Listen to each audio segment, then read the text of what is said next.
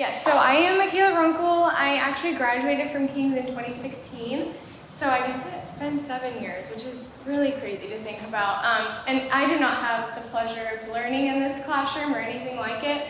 I had excellent teachers here, and Mrs. Spell was a big part of my education as a high schooler, and so I love her. She's amazing.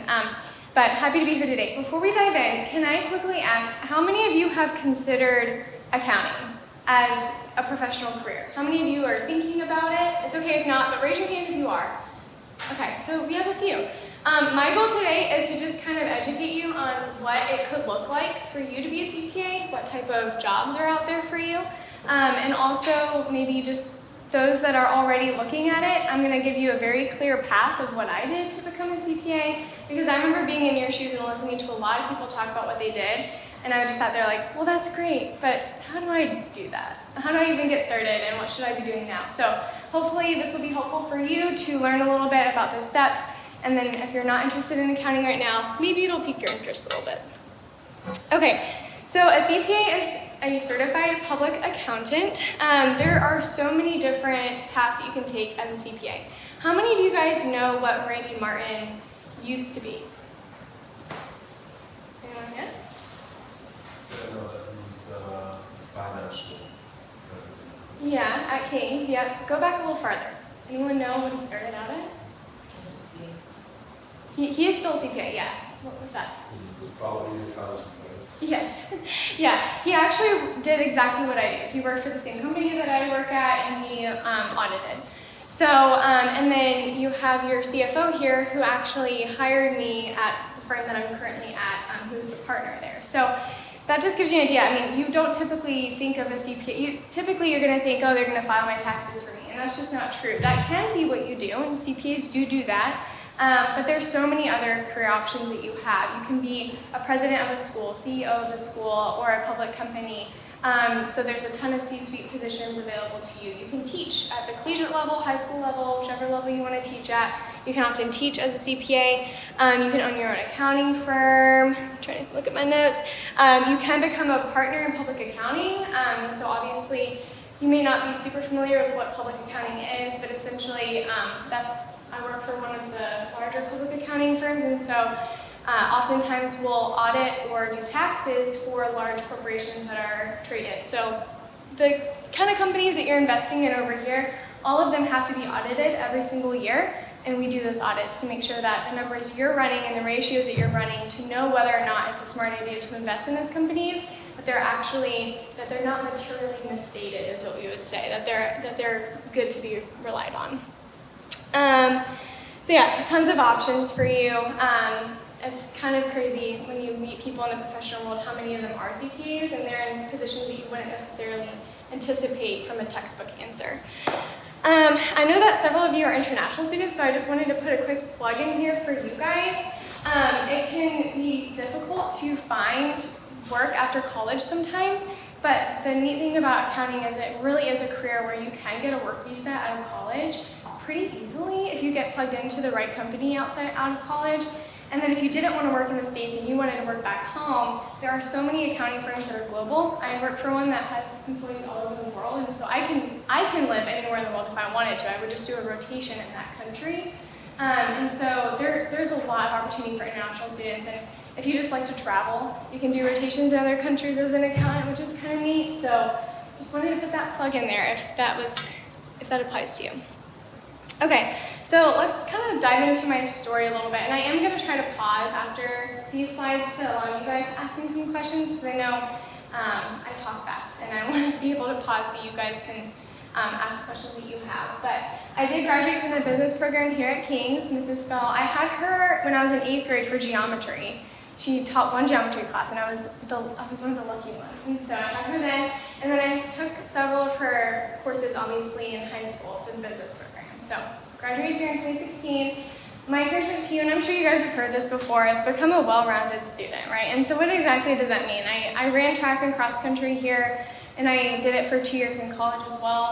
And I was an athlete, and I did some shows, all the clubs, you know how it is. But I would encourage you, try to just pick a few things to do well. Don't try to do everything. You want to have enough things on your resume or whatever you submit to colleges, that it's clear that you're pretty well-rounded, but I would encourage you as you continue to get older and go to college and do all those things that you kind of key into a few things that you can do really, really well. I got a little wrapped up in college about doing it all. I was Austin Parenti's vice president at PBA of the student body, and that year I really found out, yeah, I'm doing too much. I had to step back from a lot of my other obligations. So do become a well-rounded student, but keep that in mind.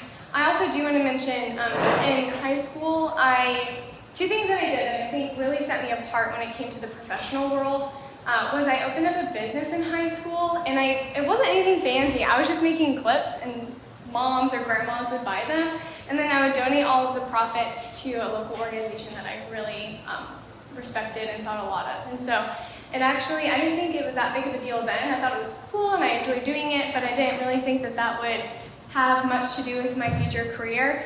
And when I interviewed for an internship with the company I'm currently at, one of the partners spent the majority of the interview asking me about this business because it was on my resume. And so I think that was a big reason why I actually got my job. And so think about that as well. Like, think outside the box. What other things can I be doing that can set me apart, maybe not just for colleges, but for a future interview? And then something that I did do that I think really helped me is I thought that I wanted to be a lawyer in high school, and so I interned with a local law firm my junior year.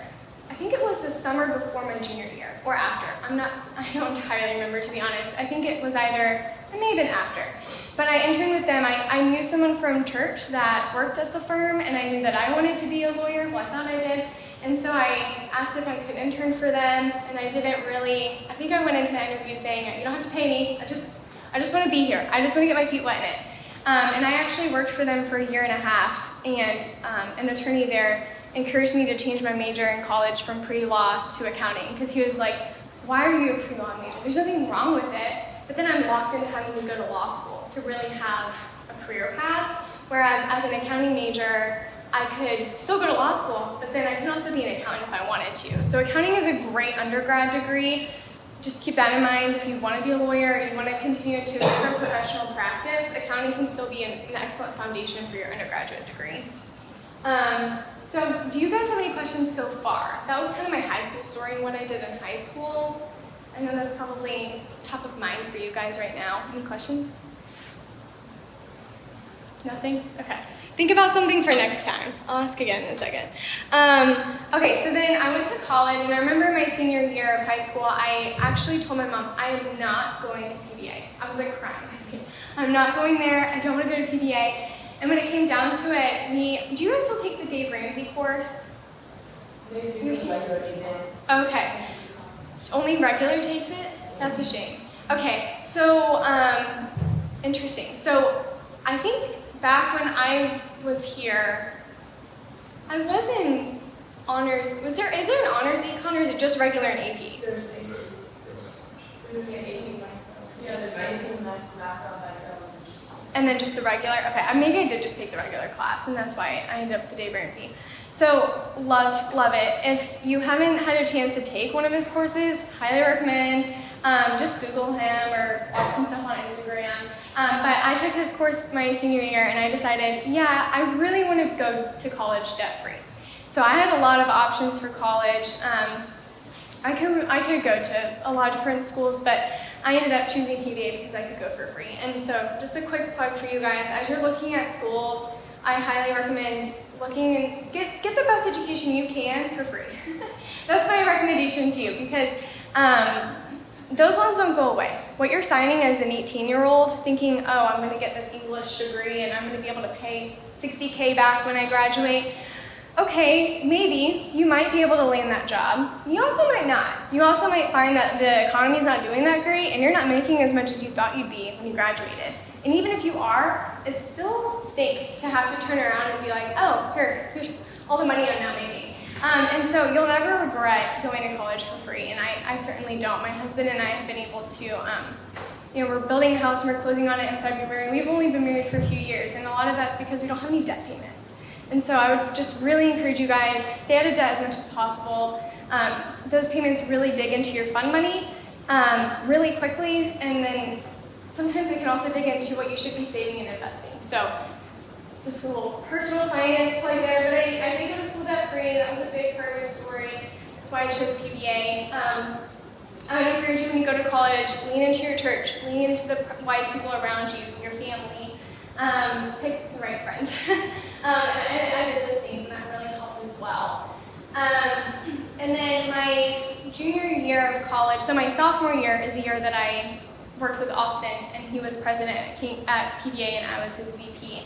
And then my junior year, I stopped student government. He had graduated. I stopped doing it. I stopped running, and I decided, you know what, I'm going to get a job. I want to really know if accounting is the route I want to go, or if I still want to pursue law school. And so I ended up, because let's back up a second. So I actually worked at the law firm through my freshman year of college. So I worked there for 2 summers, and then I worked off and on my freshman year of college. Just when they needed help, I would go in. And so I stopped doing that my sophomore year because I picked up too much. I was dancing at too many weddings. And so I was doing the VP thing, and I just couldn't keep up with the rest of it. And so I stopped working there my sophomore year, and then so now we're talking about my junior year, where I decided to go ahead and get an internship at a local accounting firm. So I just called up a firm. I didn't have any connections there. I called them and I said, hi, I want to work for you. You don't have to pay me a lot. I just want to get my feet wet. And accounting firms always need help. And so they interviewed me, hired me, and so I worked for them for about a year and a half. They were in downtown West Palm, so it was super easy for me to get there from campus. And so that's something that I did. It really helped me realize that I did like accounting. I didn't really want to go to law school. I wanted to just pursue accounting as a career. And then in my junior year of college, I also went through the application process of applying for Ernst Young. So Ernst Young is one of the big 4. Can anyone name one of the other big 4? Yeah. Deloitte Touche Thomas. Yes, good. And then, yes. KPMG. Yep. There's one more. Other than EY. Anyone know it? PwC. You said just Deloitte and then you had KPMG. Okay, so yeah, PwC is the other big 4. So there's 4 big public accounting firms that are global. And so I started the interview process at Ernst Young. Internship, I then got the internship before my senior year. I interned with them. And that's actually when COVID hit. Or no, after my senior year. Sorry, I'm mixing up my timeline here. But after I graduated my undergrad, I interned with them that next summer, and that's when COVID hit. So it was a virtual internship, but it was so cool. So, any questions so far? I'm going to pause there, because that kind of wraps up undergrad. Yeah? For your law internship, what was something that you learned that was really helpful going into the future? Yeah, honestly, that conversation with that attorney where he sat me down and he was like, why are you a pre-law major? That was probably the biggest thing, the most helpful thing that I learned there. I became really good friends with a lot of the office ladies. They threw me I think it was my 20th birthday party or my 19th birthday party. They threw a little office party for me and gave me a DVD player because they knew that I was moving into a dorm and I would have a little TV. So those ladies are super sweet. I still sometimes pop in and say hi to them. So those connections were just really encouraging as a young person just trying to get started. I think the biggest thing I learned is that I didn't want to be a lawyer. I watched as one of the women in the office, she had a few kids and she just never really was able to be around them. And so I realized, I don't know, maybe accounting would be better for me, just in terms of my future family and things like that. But yeah, it was a good experience. I was self-taught a lot too. I learned their whole trial work system and helped them a lot with their different filing techniques. So yeah, I learned a lot, but yeah. Anything else? Yeah. Have you ever considered pursuing both CPA and Juris Doctor simultaneously? Have I considered it? Yes, I've considered it. I do have my CPA. In order to get the Juris Doctor, I'd have to go back to school for 3 years, and then I've considered it, but I don't think I'll do it. Have you ever met a person who actually done that? Or I haven't met someone personally, but I know they exist. Because think about it, tax law is, that's a really lucrative career. And so if you can get your JD and be a CPA. I had a professor in college. Yeah? He was both. Okay. Yep. He was the business law professor at college, but he was still practicing. So Okay. he had a CPA and a Juris Doctor. Yeah, and is possible. I would have to really want it though. To do 3 more years of school, and obviously I wouldn't want to get into debt for it, so it's a whole other can of worms, right? I'd have to like figure out a way to do it without, I'm not a fan of debt obviously, and so a lot of moving parts there, but I like my career right now, so we'll see, maybe one day. Any other questions? Okay. All right, so I interned with them summer of 2020, that's when COVID hit, and then I married my husband in the winter of 2020, and I had to make a decision at the end of my undergrad to either pursue the MBA or the MAC. So who knows what MAC stands for? Kind of a weird question, because you probably haven't really heard of it. It stands for Masters in Accounting, and then an MBA is a Masters in Business Administration. So back up a second. In order to get your CPA, in order to sit for the exams, you obviously have to have an undergraduate degree. I think you have to have a certain number of accounting credits in your undergraduate degree. I'm not sure exactly how they count them up. I would just, if you want to be CPA, just do an accounting degree. It'll help you a lot for the exams. But then in order to sit, you have to have 150 credit hours in Florida. And so other states might be different, but in Florida it's 150 credit hours. So often that means you either have to take a lot of classes in your undergrad, or most people continue and do 1 more year and they get their master's. And so you either typically pick the MAC program, which gives you the accounting courses required to be licensed, or you're going to do an MBA with like a focus in accounting. And so I kind of sat down and I was like, okay, which one do I want? What should I do? And the MBA was going to take me almost 2 years, whereas the MAC was only going to take me 1 year because I had knocked out 2 of the courses in my undergrad, and there was only 10 courses in it. And it was also going to be free, whereas the MBA wasn't going to be free. And so I decided, you know what, they're giving me a scholarship for the MAC. It's going to take me the least amount of time. I'll be licensed the fastest. I'll be able to start my career sooner. I'm going with the MAC. That's a little bit of a controversial decision. Some people would say an MBA might be more versatile in the marketplace later in life. But to be honest, once you have your CPA, no one really cares. So I did do the MAC, although if you decide to go this route, definitely consider the MBA. If that's something that you think that you're more passionate about, it might be a good option for you. And then I graduated with my master's in accountancy spring of 2021. So undergrad was spring of 2020, interned with EY that summer, continued my MAC, and then graduated with that spring of 2021. Any questions about that timeline? I know this is a little bit detailed, but I'm trying to give you guys an idea of what the steps are and what to do and what to anticipate if you actually want to go down this path. No questions? Okay. All right, so CPA journey. So you do have to have 150 credit hours in order to sit for the CPA exam. I updated this last night because it used to be that you had to pass all 4 tests within 18 months, but the AICPA expanded it to 30 months now, which is crazy to me. I feel like it's a really long time. But it's really nice because what they're trying to do is they're trying to set people up that are already in the profession working full time.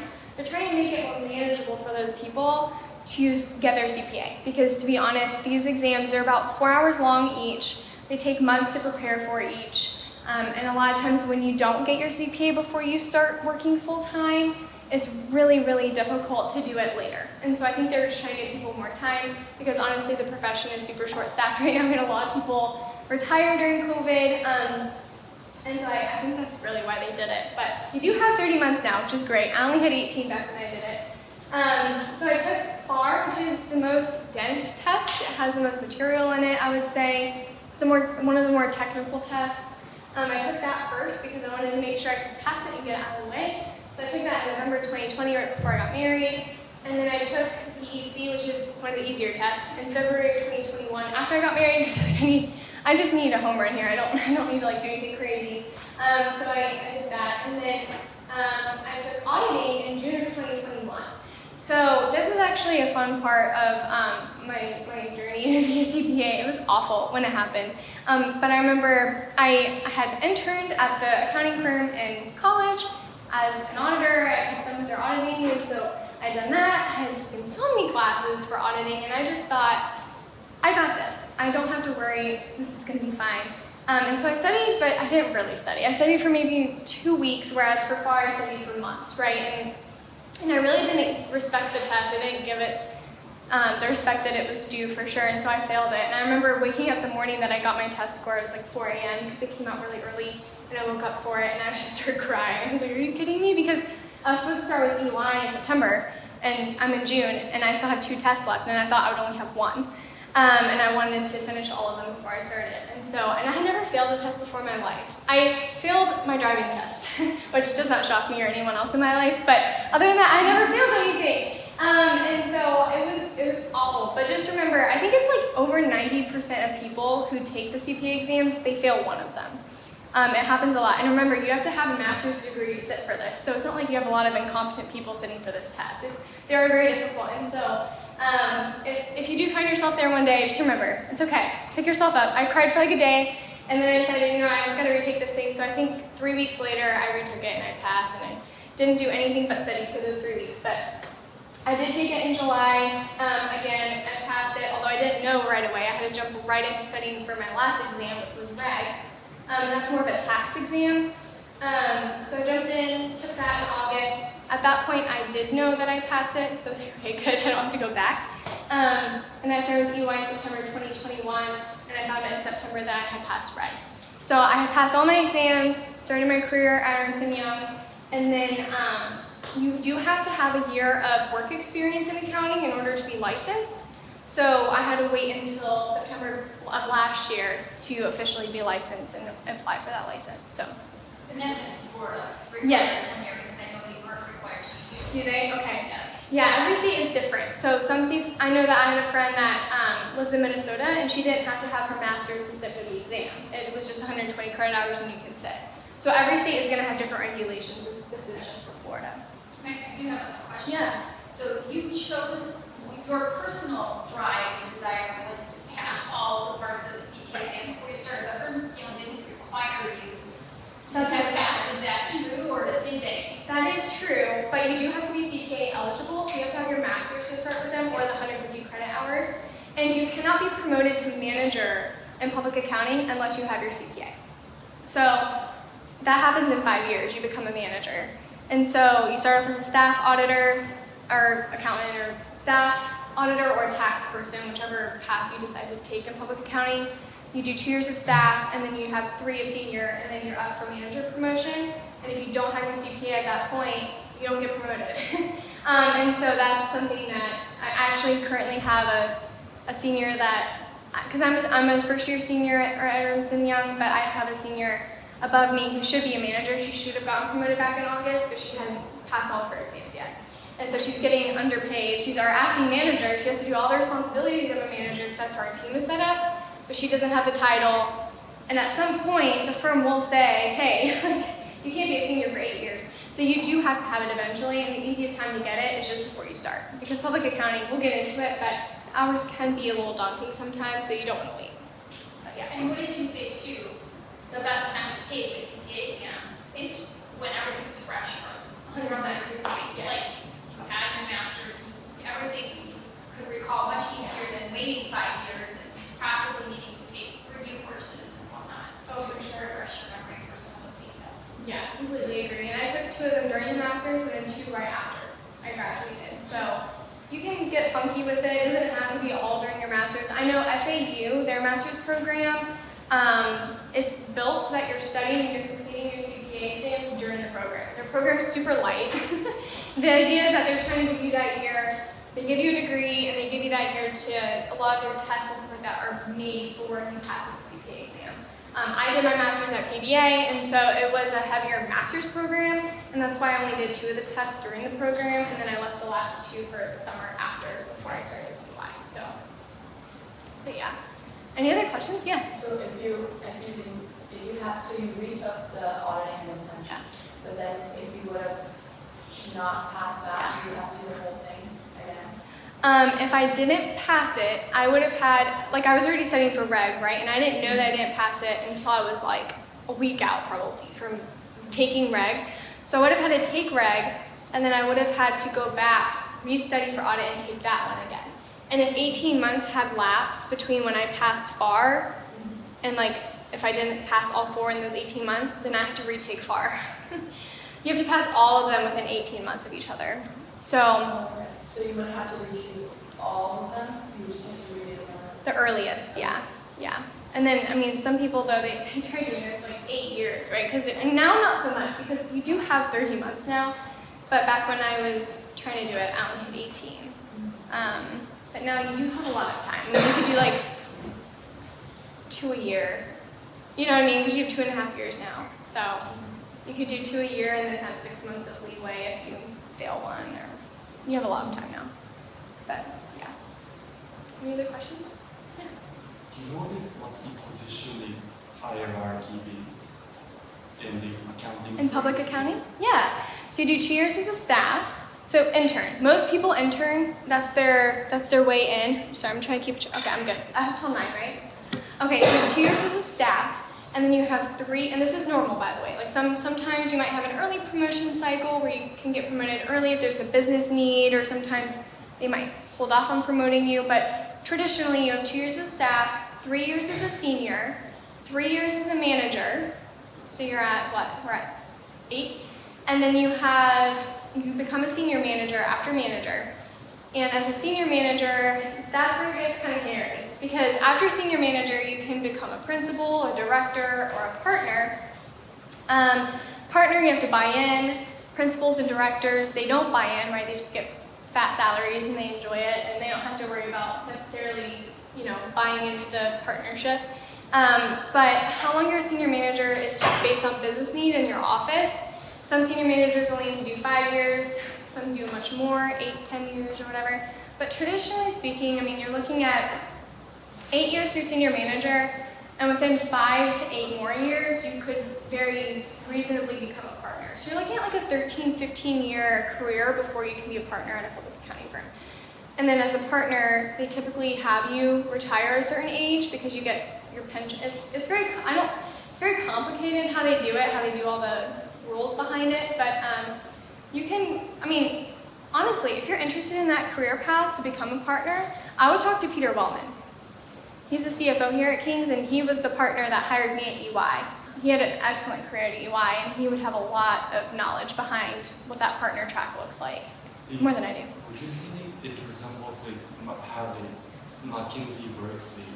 You either go up or Yeah. Yes. Yeah. You have to keep going up. Yeah, they don't let you stay too stagnant for too long. So, yeah. But if you're performing well, you're going to get promoted.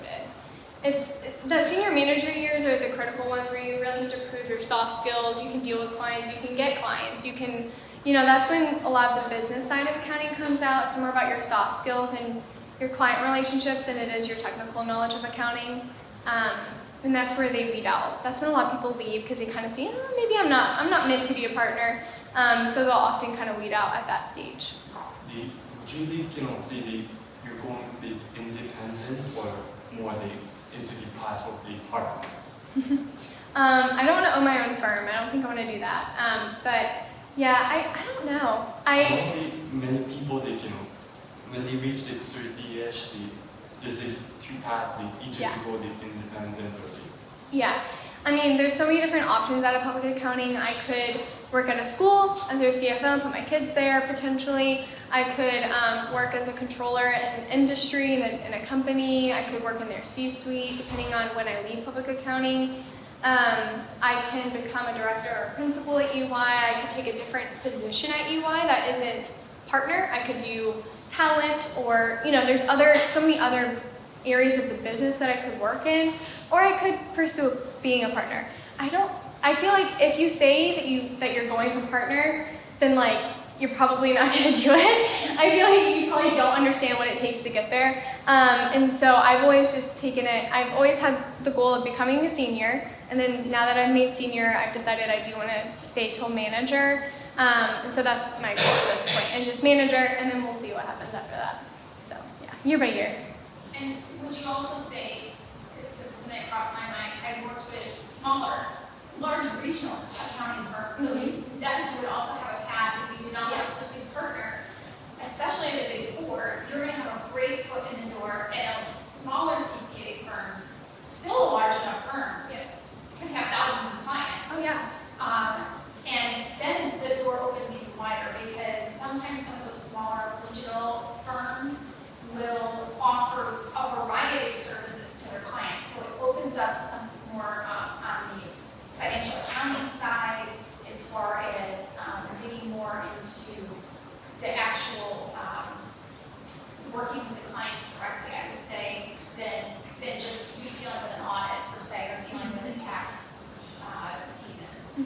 Oh, most definitely, yeah. Yeah, there's so many options. There really are so many options. Any business that you look at, you could work there. Any company, any business, yeah. Are there anything in terms of college resources, like professors' activities that really helps you build up your resume and finally get the internship offer? Yeah, that's a great question. So I was at PBA and I actually had Professor Tillett. He's one of the reasons why I changed my major to accounting, because I just loved him. I thought he was great. And so between him and the lawyer, I was like, okay, fine, I'll do it. And so he was a great connection for me. But the way that I got my internship was one of the alumni from PBA worked at EY, and he was trying to hire some people into EY. So he reached out to the dean at PBA for some names of the top accounting kids, and they sent me along, and I sent my resume. And honestly, I thought that I would work at the firm I was at for a while, the firm I was interning at in college in accounting. I didn't love it, but I thought, oh, maybe I'll just stick around here for a little bit. So I didn't really have high hopes for the interview process, because I knew it was a big firm, it was super competitive, may not happen. But I made it through 3 rounds. I was shocked every time they called me back. Like, hey, we're going to get us. Great, okay, awesome. So, yeah. And in your future career, what would you say is the most exciting thing on your resume right now? The most outstanding thing? Yeah. Probably my current experience. It's going to help me the most. My current experience in public accounting, that will probably help me the most. And then do you say your master's degree is really important for what you are doing right now? Yes, yeah. Without the master's, I wouldn't have been able to be CPA. So, yeah. Yeah, or honestly work my job, because they require the 150 hours to start. So, I'd have to have my master's to be my job now. Yeah. Any other questions? Okay. Okay, so yeah, so we've talked about this a little bit, but I am a senior auditor, Ernst Young. I work on predominantly healthcare clients, so I did a smaller public company for my first 2 years, and then now I'm on a much larger public company. I love my teams that I get to work on. I work with really intelligent people, and they're super helpful and flexible. COVID changed a lot in accounting. You don't sit in closets anymore and travel over the country as an auditor. That just doesn't happen anymore. I've actually been remote 99% of my time at UI. I go into the office for office events. I do go down to Miami maybe twice a month. I just bright line down, bright line back up, and they pay for it. So for my current client, I do that. But for the majority of my time, I get to be in my pajama shorts and a professional top and comfy at home. And my husband also works remotely. So there's a ton of flexibility in accounting. You can get remote positions like that, which are fantastic. Or if you are more interested in being in an office, you know, there's clients that you can go into the client every day as well. Like they request that. And so there's a lot of flexibility. You can have whichever experience you prefer. I will say that public accounting is an interesting career path. It's very work hard, play hard. So we have something called a busy season. I don't know, how many of you are familiar with what that means in accounting? You know what a busy season is? Okay, so from January to March, basically, you know, you work 55 plus hours, and they're heavy weeks, but that's when our clients are filing. So they're filing, you know, their 10K or whatever, their 10Ks or 10Qs, I guess, happen throughout the year, right? Those are your quarterly filings, but they're filing their 10Ks typically in March, and so that's our busiest time of the year. You're working a lot. I try to prioritize my husband. We go on a date every week. We go to church on Sundays, and I try to work out here and there, and those are my priorities for during this couple of months. So it is about 8 to 10 weeks of long hours. You don't really have much of a life outside of accounting. But I will say that the reason why I do it every year is because I get a ton of time off after that. So the firm offers 3 weeks of holiday time, so that's just pure holiday time. We have a week during July and a week at Christmas that the firm is completely shut down, and then 2 4-day weekends and a few other holidays. So it's over 3 weeks of holiday time, and then they have a flexible PTO policy. So most people take 5 or so weeks off in addition to the holiday time. So you end up with I think this year, my husband and I actually went to Europe this year for a month after busy season, and that was all just PTO. Just told them a year in advance, hey, I'm taking this time, we're going. And so you have a lot of time off in public accounting, So yes, you're working really hard in the beginning, but there's not many jobs out there you can take 9, 10 weeks off during the year and really, I love traveling, I love doing things outside of work, and so it gives me the time to do that, and I don't mind working hard for a portion of the year in order to get that time. So it is an interesting life. It's a lifestyle for sure. You go from working crazy to like having a ton of time off and being able to take all those trips. But it is a big perk of the accounting world. Am I good on time? Okay, we have a few more minutes. Any other questions on what it's like to be in public accounting or anything like that? Okay.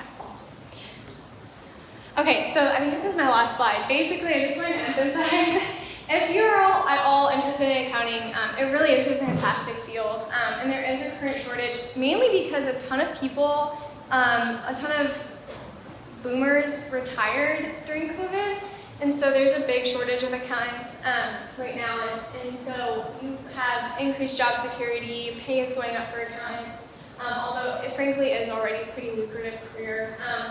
And you also have a lot of flexibility. It's not like it used to be where you had to be on a computer all day. You do really have a lot of flexibility. You can go into the office, you can go into a client if you want, you can work from home. Firms are getting much more flexible on expectations in terms of where you work. So just wanted to emphasize that. You do have a lot of opportunity and options, and I put this link there. I don't know if you sent this out or not, but it's just an interesting article I found about the shortage. It's not really hard to find articles, you can just Google it. But yeah, there's a lot of opportunity out there. So, any other questions that you guys have? Anything else I can answer? Thank you very Yeah, much. of course.